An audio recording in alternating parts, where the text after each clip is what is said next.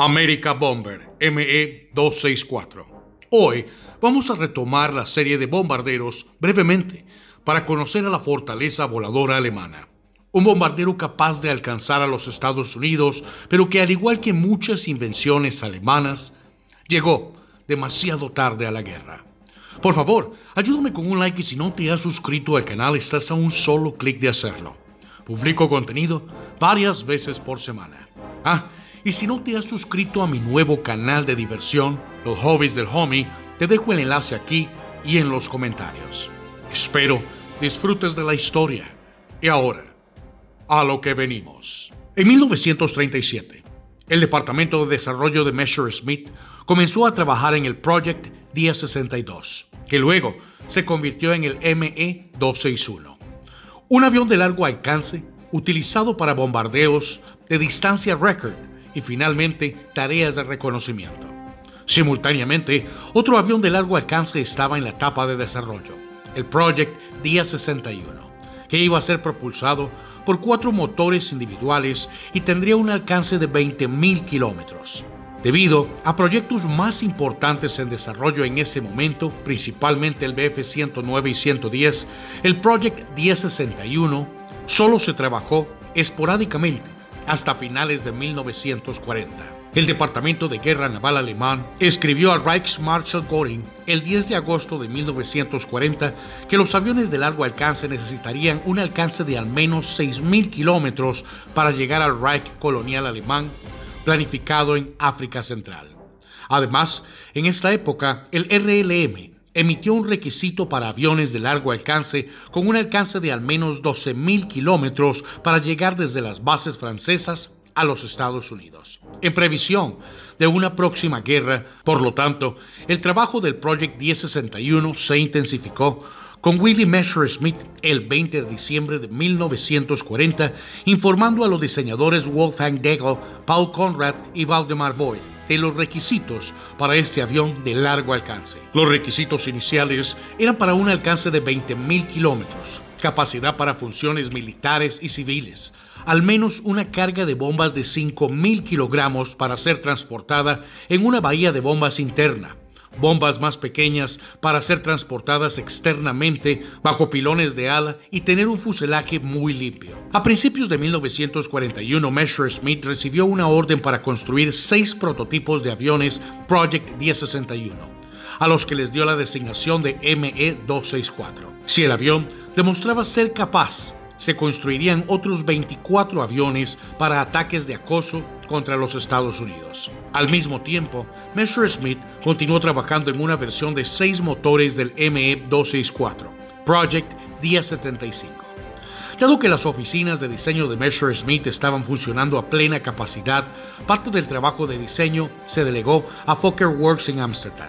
El 22 de enero de 1941, el Estado Mayor de la Luftwaffe exigió un avión de largo alcance para la guerra submarina. Se compararon el Focke-Wulf FW-200, el Henkel HE-177, el Blom & Voss BV-222 y el Messerschmitt ME-261-264 para encontrar el mejor avión para este propósito. Debido a su rendimiento y datos de peso demasiado optimistas, el RLM eligió el ME-264 como la mejor opción. La oficina de diseño de Messerschmitt propuso varios esquemas para ampliar el alcance del ME-264, incluido el remolque de un ME-264 por otro a la altitud, el reabastecimiento de combustible en vuelo por un segundo ME-264, la adición de 2 motores más, lo que eleva el total a 6, y el uso de cápsulas de cohetes para condiciones de despegue con sobrecarga. Con estas recomendaciones, se consideró que podría lograr un alcance de 18.100 kilómetros y una carga de bombas de 5.000 kilómetros y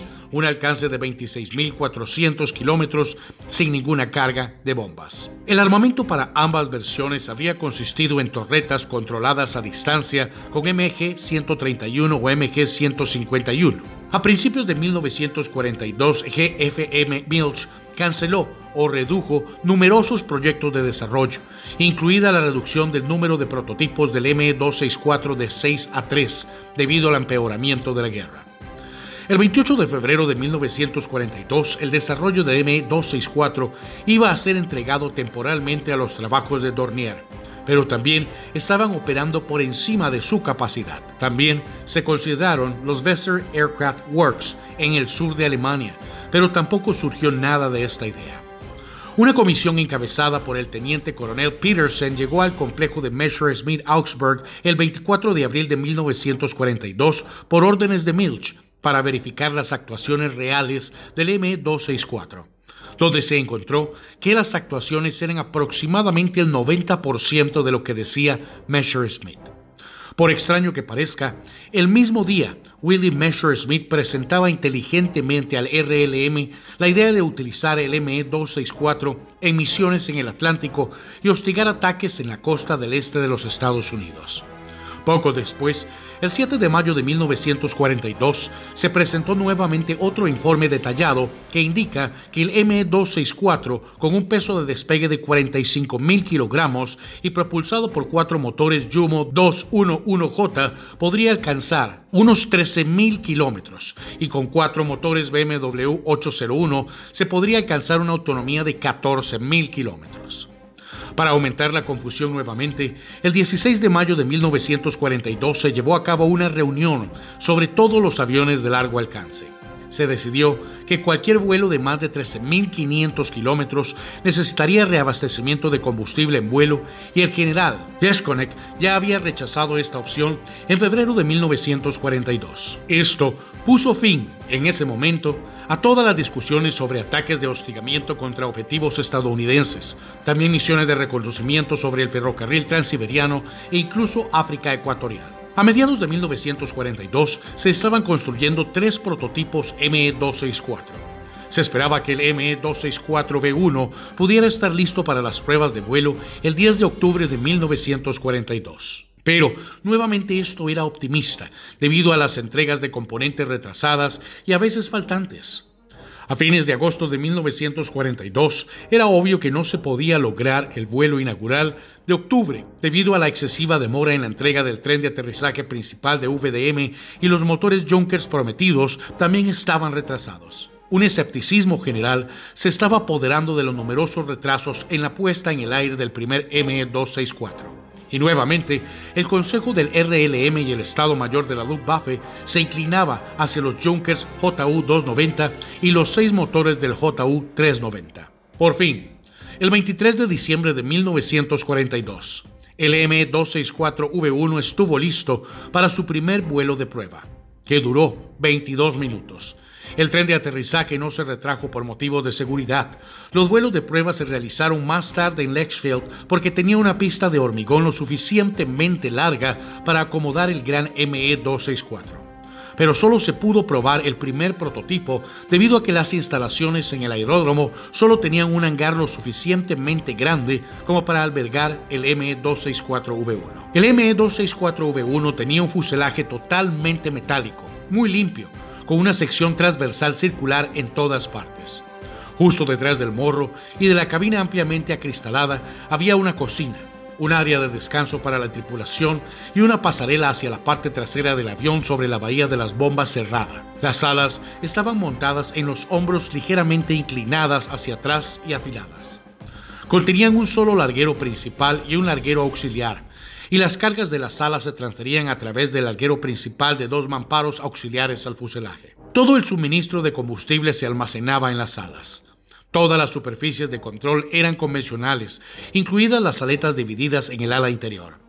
El plano de cola, con sus aletas gemelas y timones, se ajustaba eléctricamente durante el vuelo. Se diseñó un sistema de tren de aterrizaje triciclo, lo cual era inusual para un avión tan grande en ese momento. Se utilizó una sola rueda de morro simple, aunque se había realizado pruebas para una configuración de rueda de morro doble usando un BF-109 convertido. La prueba mostró una pérdida de maniobrabilidad, pero sin balanceo. Debido a las demandas de peso cada vez mayores, el tren de aterrizaje principal también se refortalecería, e incluso se consideró un tren principal auxiliar desplegable. El exterior del ME-264V1 se lijó por completo para darle el acabado más suave posible. Los motores utilizados en el primer vuelo prototipo fueron los Junkers Jumo 211J1 de 12 cilindros refrigerados por líquido. Estos eran los mismos motores utilizados en los modelos Junkers JU88A4. Y para ahorrar tiempo, incluso se utilizaron las góndolas y los radiadores del JU88. El ME-264V2 debía tener las puntas de ala extendidas y 1000 kilogramos de armadura agregada alrededor de las partes más vitales del avión. Según los informes, se estaban preparando para las pruebas en tierra previas al vuelo, cuando también fue destruido en un ataque aéreo. Durante las pruebas de vuelo en 1943, el destino del ME-264 aún pendía de un hilo. El almirante Dönitz y el Estado Mayor Supremo de Guerra Naval favorecieron al Focke-Wulf TA-400. Sin embargo, dado que suponía que este avión no estaría listo antes de 1946, se decidió que el JU-290, el HE-177 y el JU-390 deberían producirse en el interino para proporcionar reconocimiento marítimo. Un mensaje de teletipo llegó a Messerschmitt en mayo de 1943, indicando que el ME-264 debería ser abandonado. Esto causó cierto asombro, pues apenas una semana antes el RLM había insistido en la finalización de los prototipos del ME-264. En junio de 1943, Messerschmitt se puso en contacto con Hitler para informarle sobre el progreso del desarrollo del ME-264, con la esperanza de que Hitler interviniera en su favor. El 8 de julio de 1943, en una reunión en el Cuartel General Supremo, Hitler prometió a Messerschmitt su apoyo para que continuara en la producción del ME-264, pero solo para usos marítimos. Al mismo tiempo, abandonó su decisión de bombardear la costa este de los Estados Unidos porque los pocos aviones que podrían pasar solo provocarían la resistencia de la población.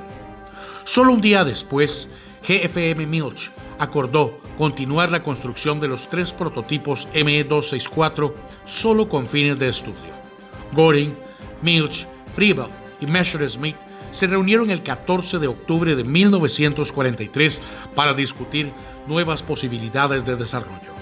Según Messerschmitt, los componentes de los primeros 5 prototipos se completaron, pero carecían del espacio y las instalaciones necesarias para construirlos. Para obtener el espacio para la producción del ME-410, todas las plantillas de montaje final del ME-264 se trasladaron a la planta de Augsburgo y se almacenaron en Hersthofen. Más tarde ese día, GFM Milch quería detener el ME-264 por completo para concentrarse en el caza a reacción ME-262, a lo que Göring accedió.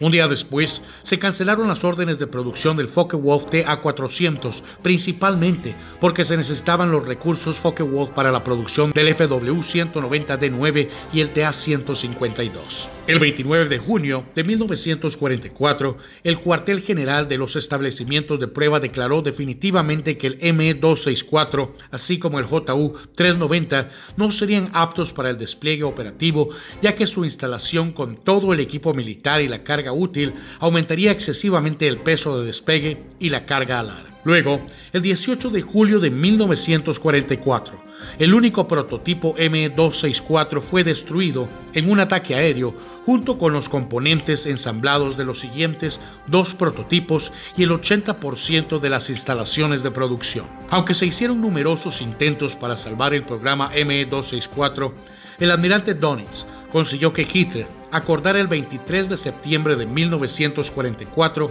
que se detuviera todo el trabajo en el proyecto ME-264. Menos de un mes después, el 18 de octubre de 1944, se recibió una directiva inequívoca. La orden técnica número 2, Reichsmarschall, decía: por la presente, se cancela la producción del ME-264. Esto confirmó el final del programa de desarrollo de 8 años que condujo a un solo avión de prueba que estaba lejos de estar operativo. Esta fue la historia del mega bombardero ME-264. Si te gustó el video, ayúdame con un like y comparte. Buenos días, buenas tardes o buenas noches, donde quiera que estés. Y como siempre, hasta la próxima y saludos aquí, desde Costa Rica. Pura vida, mis hermanos.